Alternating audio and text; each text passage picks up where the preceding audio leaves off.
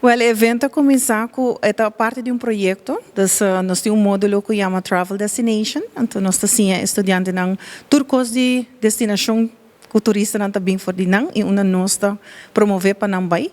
Então, a destinação de Aruba está queda nossa destinação. Então, estudante ng tasinha de tour país. Então, kiko mas mi cozinha de nang mesmo isla Aruba. Então, nós acerca Aruba Excellence Foundation.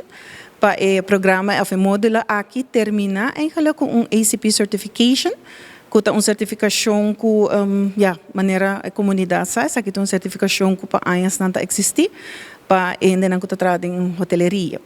Mas a diferença é que os estudantes não de primeira ano, tá agora certificado para primeira viagem, e não tá ambassadors de nosso programa.